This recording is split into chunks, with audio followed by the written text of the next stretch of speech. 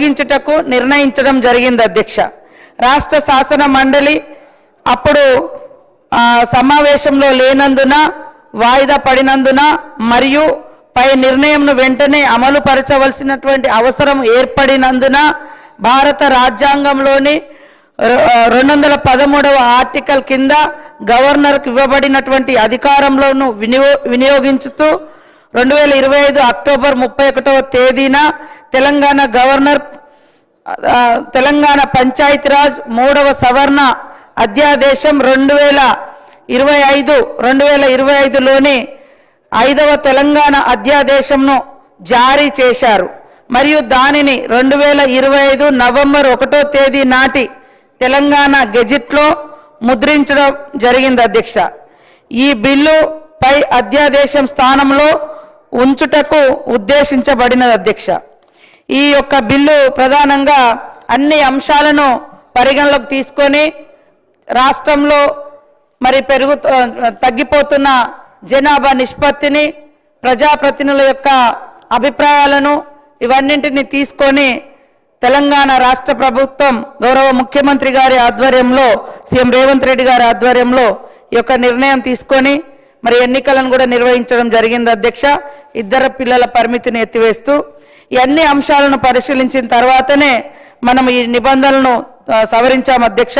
2018-19లోనే తెలంగాణలో నూతన పంచాయతీ చట్టం వచ్చింది. అప్పుడు మున్సిపాలిటీ చట్టం కూడా వచ్చింది అధ్యక్ష. మున్సిపాలిటీలలో అప్పుడున్నటువంటి ప్రభుత్వము 2 పిల్లల నిబంధనను ఎత్తేసింది, కానీ ఎందుకు పంచాయతీరాజ్ చట్టంలో మరి కొత్త చట్టమే తీసుకొచ్చారు. అప్పుడు ఈ నిబంధన ఎందుకు ఎత్తివేయలేదో వాళ్ళ దగ్గర, గత ప్రభుత్వం దగ్గర మరి ప్రశ్నకైతే జవాబు లేనట్టుగా ఉంది అధ్యక్ష. కానీ వాళ్ళు మాత్రం మళ్ళీ ఎత్తేయండి మాట్లాడారు అధ్యక్ష. కాబట్టి ఈరోజు అదే సమయంలో పొరుగు రాష్ట్రాలైన ఏపీ, కర్ణాటక, మధ్యప్రదేశ్ వంటి రాష్ట్రాల్లో కూడా 2 పిల్లలకు మించి ఉంటే జీపీలో పోటీకి అనర్హులన్న షరతులు లేవు అధ్యక్ష. కాబట్టి గ్రామీణ ప్రాంత ప్రజల ఆకాంక్షలు, ప్రజల అభిప్రాయాలు, కోర్టు కేసులు, జనాభా తగ్గుదల వంటి కారణాలు ఇవన్నింటినీ దృష్టిలో పెట్టుకొని ఈ ఎలక్షన్లో పోటీకి 2 పిల్లలు మించి ఉంటే మరి అనర్హులు అనేటువంటి నిబంధన తీసేసి మన యొక్క ప్రభుత్వం అందరి అభిప్రాయాలను గౌరవించి రాష్ట్ర ప్రయోజనాలను దృష్టిలో పెట్టుకొని మరి 1:7 లాగా ఉండేటువంటి పాపులేషన్ ఉంటే రాబోయే తరాలు అంతరించిపోయే ఉంటుంది జనాభా తగ్గుదల మూలంగా. కాబట్టి ఆ నిష్పత్తిని పెంచాలనే లక్ష్యంతో కూడా రాష్ట్ర ప్రయోజనాలు, సమాజ ప్రయోజనాలు, తెలంగాణ ప్రయోజనాలను దృష్టిలో పెట్టుకొని ఈ యొక్క పంచాయతీరాజ్ చట్టం సవరణ చేయడం జరుగుతూ మేము ముందుకు ఈ బిల్లు తీసుకురావడం జరిగింది అధ్యక్ష. Now discussion on consideration of the bill. Gandra Satyanarayana గారు, శ్రీ ఆదినారాయణ గారు.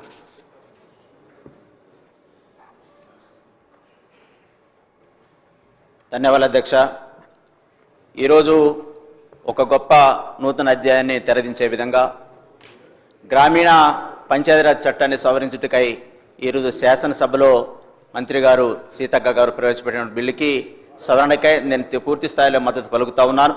ఎందుకంటే గతంలో వచ్చినటువంటి బిల్లుకి అనుగుణంగా ఏదైతే అందులో నియమ నిబంధనలకి విరుద్ధంగా ఉన్నటువంటి అంశాలను పూర్తిగా క్రోడీకరించి ఈరోజు ఒక నూతన అధ్యాయాన్ని సవరించేటటువంటి బిల్లుని ప్రతిపాదించినందుకు నేను కూడా దీని ఆమోదం తెలుపుతున్నానని చెప్పి తెలియజేస్తా ఉన్నాను. థ్యాంక్ యూ అధ్యక్ష. శ్రీ వెంకటరమణారెడ్డి గారు. సూటిగా చెప్పాలంటే అధ్యక్ష, రాజకీయ వెసులుబాటు కోసం 3 పిల్లలు, 2 పిల్లలు ఆ పైబడి ఉన్న ఎంతమంది ఉన్నా సరే ఎలక్షన్లో రేపు స్థానిక సంస్థల్లో పోటీ చేయొచ్చు అనేది దీని సారాంశం మొత్తం మీద. నేను అనేది ఏంటంటే ఏదైనా సరే భారతదేశంలో జనాభా పెరిగిపోతున్న సందర్భంలో ప్రతి ఒక్కరూ తనకు తానుగా సింగిల్ కిడ్కే పరిమితమైన సందర్భంలో సాఫ్ట్వేర్ ఇంజనీర్లు కానీ నెలకు లక్షల జీతాలు ఉన్నోళ్ళు కూడా ఒక్క పిల్లవాడితోనే సంతృప్తి చెంది ఖర్చులు భరించలేము, ఒక్కరిని పెంచలేము అనే పరిస్థితిలో ఇంకొకరిని కనద్దు అనుకొని ఒక్కరికే పరిమితమైన సందర్భాలు యంగ్ జనరేషన్ చాలా మంది ఉన్నారు. అటువంటిది వేలల్లో సంపాదన ఉన్నటువంటి గ్రామీణ ప్రాంతాల్లో 2 కాదు 3 కాదు 4 ఉన్నా పర్వాలేదు, వనరులు ఉన్నాయి, ఆర్థిక సామర్థ్యం ఉంది, అందరికీ పోషించగలే శక్తి ఉంది గ్రామీణ ప్రాంతంలో. కాబట్టి వారందరూ కూడా అన్లిమిటెడ్గా పిల్లల్ని కనొచ్చు అనేది దీని సారాంశం. రాజకీయ వెసులుబాటు కోసం 3 పిల్లలు 4 పిల్లలన లోకల్ బాడీలో పోటీ చేయొచ్చు. కాబట్టి గత ప్రభుత్వము మున్సిపల్లో ఎత్తేసింది, మేము ఇప్పుడు పంచాయతీరాజ్ చట్టంలో ఈ స్థానిక సంస్థల్లో కూడా మేము ఎత్తేస్తున్నామని చెప్తున్నారు. ఏది ఏమైనా భవిష్యత్తును దృష్టిలో పెట్టుకొని, భారతదేశ జనాభాను దృష్టిలో పెట్టుకొని నియంత్రణ పాటించాల్సిన సందర్భంలో రాజకీయ వెసులుబాటు కోసము ఇలాంటి కార్యక్రమం చేయడం అనేది ఇది సభ్యత కాదు అని నేనైతే అనుకుంటున్నాను. ఇది నా అభిప్రాయం. ఏదైనా రానున్న కాలంలో భవిష్యత్తులో మార్చాల్సిన చట్టాలు, చేయాల్సిన సవరణలు అన్ని డిపార్ట్మెంట్లో చాలా ఉన్నాయి. కానీ ఒక రాజకీయంగా రేపొద్దున పోటీ చేసే అర్హతని, దాన్ని హైకోర్టు ఆర్డర్ని దృష్టిలో పెట్టుకొని 1.7 జనాభా ఉన్నది కాబట్టి, అంటే సంతానోత్పత్తి ఉన్నది, అది 2.1కి పోతే బాగుంటుంది అని చెప్పి తిరిగి ముందుకు వెళ్ళే ప్రయత్నం చేయడం అయితే, నేను పుట్టి 55 సంవత్సరాలు అయింది. నాకు తెలిసి మాకైతే మా నాన్నకైతే 5గురం, కానీ నా దగ్గరికి వచ్చేసరికి 1, మా అన్నలకైతే 2 ఉన్నారు. కాబట్టి రానున్న ఇక్కడున్న సభ్యులు కానీ, ఇక్కడున్నటువంటి అధికారులు కానీ, ఎంత పెద్ద స్థాయిలో ఉన్నటువంటి వ్యక్తులు కానీ 1, 2 పరిమితమైన సందర్భంలో ఇవాళ ఎంతమందినైనా కనొచ్చని రాజకీయ ఆలోచనలు చేయడం అయితే ఇది పద్ధతిగా లేదనేది నా అభిప్రాయం. కాబట్టి తిరిగి ప్రభుత్వం దీన్ని పునరాలోచించి జనాభా నియంత్రణకు కావాల్సిన అన్ని ఏర్పాట్లను చేయాలి. కానీ రాజకీయ వెసులుబాటుకు, రాజకీయంగా ఎదుగుదల కోసము ఇలాంటి కార్యక్రమాలు చేయడము బాగుండదు. రేపు ప్రొద్దున శాసనసభలో కూడా, రేపు పార్లమెంట్లో కూడా ఇట్లాంటి చట్టాలు చేస్తే ఇక భారతదేశంలో భూమి కరువై పక్క దేశంలో బతకాల్సిన పరిస్థితికి దిగజారిపోతుంది. వనరులు కూడా ఎవరికి అందుబాటులో ఉండవు. ఇలాంటి పరిస్థితి రావడం, దీనికి ప్రభుత్వము మద్దతు తెలపడం అనేది నేనైతే ఒప్పుకోవట్లేదండి. ఇది సరైన పద్ధతి కాదు. తిరిగి పునరాలోచించాలని మీ ద్వారా ప్రభుత్వానికి విన్నవించుకుంటున్నాను. శ్రీ కూనమనేని సాంబశివరావు గారు. Thank you sir. ఈ 2 పిల్లలు నియంత్రణ అనేది ప్రాక్టికల్గా ప్రజలు గ్రామాల్లో ఉన్నటువంటి వాళ్ళు, పోటీ చేయాలనుకునేవాళ్ళు, రాజకీయాల్లో వాళ్ళ పాత్రని వాళ్ళు వహించాలనేటువంటి వాళ్ళు కోరుకున్నటువంటి అంశం ఇది. ముఖ్యంగా ఈ 2 పిల్లల నిబంధన వలన చదువుకోని వాళ్ళు, లేకపోతే పెద్ద కుటుంబాల వాళ్ళకి ఇబ్బంది జరుగుతుంది. రాజకీయంగా స్వావలంబన వైపు ఆలోచన చేసేటువంటి పరిస్థితుల్లో మనం అటువంటి వాళ్ళకి అవకాశం ఇవ్వటంలో ఇది మంచి నిర్ణయంగా, ఆ విధమైన దీనికి దోహదకారి అవుతుందని నేను భావిస్తూ ఉన్నాను. అదే సమయంలో వెంకటరమణారెడ్డి గారు చెప్పినట్లుగా ప్రజలలో ఒక చైతన్యాన్ని కూడా కల్పించవలసినటువంటి అవసరం ఉంటుంది. ఇదేమో రాజకీయ పరంగా ఉపయోగమే కాకుండా ప్రజల్లో ఆ జనాభా స్వీయ నియంత్రణ, బలవంతమైన నియంత్రణ కాకుండా స్వీయ నియంత్రణ వైపు ఇది ఎప్పుడు కూడా నిరంతరం ఆలోచన చేయవలసిన ప్రక్రియ అధ్యక్ష. ఎందుకంటే చైనా చూసాం మనం. చైనాలో బాగా స్ట్రిక్ట్గా కుటుంబ నియంత్రణ పాటించి ఇవాళ అక్కడ యువకులు లేని దశలో మళ్ళా పిల్లలు కావాలనే ఆలోచనకి వెళ్ళటం జరిగింది. అలాగే కొన్ని రాష్ట్రాలు, మన భారతదేశంలో కూడా మరలా పిల్లలు కావాలి, ఎక్కువ మంది కావాలని ఇప్పుడు ఉన్నప్పుడు కూడా చంద్రబాబు గారు లాంటి వాళ్ళు అంటున్నారు. మరీ ఎక్స్ట్రీమ్గా అటు అవసరం ఇటు అవసరం లేదు, ఒక మధ్య మార్గంగా ఉండే విధంగా ప్రభుత్వం ఎప్పటికప్పుడు జనాభా, పిల్లలు నియంత్రణ, ఆడవాళ్ళు, మన ఆడబిడ్డలు ఎంతమంది, మగబిడ్డలు ఎంతమంది అన్ని పెద్ద అధ్యయనం, ఇది పాపులేషన్ సంబంధించినటువంటి పెద్ద అధ్యయనం ఉంది. ఆ వైపుగా ఎప్పటికప్పుడు మార్గదర్శకాలు రూపొందిస్తూ ఉంటే ఖచ్చితంగా స్వీయ నియంత్రణ ద్వారా ఎవరిది వాళ్ళు కంట్రోల్ చేసుకోగలుగుతారు. అదే పద్ధతిలో కావాలని తగ్గించవద్దు, కావాలని పెంచవద్దు.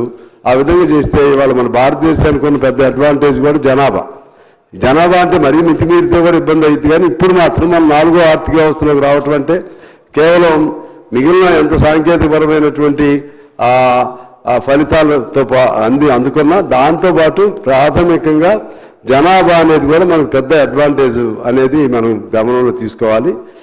అందుకని ఏదైనా బ్యాలెన్స్గా ఉండే విధంగా చేయటం మంచిది. దీని వరకు మాత్రం ఆ ఇద్దరు పిల్లల వరకు మాత్రం నేను సపోర్ట్ చేస్తున్నాను అధ్యక్ష. మినిస్టర్ గారు.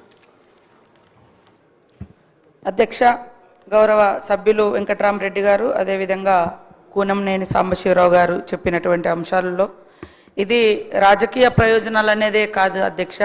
ముఖ్యంగా మరి ఉత్తరాది రాష్ట్రాలలో ఎలాంటి నిబంధన లేకుండా పెద్ద ఎత్తున జనాభా పెంచుతూ పోతున్నారు. ఈ ఇద్దరు పిల్లల నిబంధన ఆ రాష్ట్రాల్లో పాటించకపోవడంతో వాళ్ళ రాజకీయ ఆధిపత్యం కూడా దక్షిణాది రాష్ట్రాల మీద విపరీతంగా పెరగడం జరుగుతుంది అధ్యక్ష. దక్షిణాది రాష్ట్రాలలో గత 30 సంవత్సరాలుగా ఈ ఇద్దరు పిల్లల నిబంధన పాటిస్తూ సరే ప్రజల్లో కూడా కొంత చైతన్యం వచ్చింది. ఎవరికి వాళ్ళు కూడా స్వీయ నియంత్రణ కూడా దాదాపుగా పాటిస్తూ ఉన్నటువంటి పరిస్థితి కూడా ఉంది. ఈ క్రమంలో పూర్తిగా జనాభా పెరుగుదల అనేది పడిపోతే ఓల్డేజ్ వాళ్ళ సంఖ్య పెరిగి మరి నెక్స్ట్ జనరేషన్ అనేది కూడా మరి చాలా లో అయిపోతే కూడా ఇబ్బందికరమైన సిచ్యువేషన్ ఉంటుంది. సమాజ అభివృద్ధిని కూడా మనం కొనసాగించుకోవాల్సిన అవసరం ఉంది కాబట్టి ఇలాంటి నిర్ణయం తీసుకోవడం జరిగింది. అట్లనే అందరు ప్రజాప్రతినిధులు కూడా మరి ఇద్దరు పిల్లలు దాటి మూడో అబ్బాయి సరే ఎంత నిబంధన అనేది మళ్ళీ పెట్టుకుంటే కూడా మంచిదే సార్. మళ్ళీ 5 10 మంది అట్లాంటి సిచ్యువేషన్ రాకుండా ఖచ్చితంగా మా ముఖ్యమంత్రి గారి దృష్టికి తీసుకెళ్ళి ఇది ఎంతో కొంత నిబంధన అనేది పెట్టుకునేటువంటి విధంగా కూడా నా వ్యక్తిగతంగా నేను వారి దృష్టికి తీసుకెళ్తానని మీకు తెలియజేస్తూ ఖచ్చితంగా ఇది అందరూ స్వాగతించారు అధ్యక్ష మొన్నటి ఎన్నికలలో.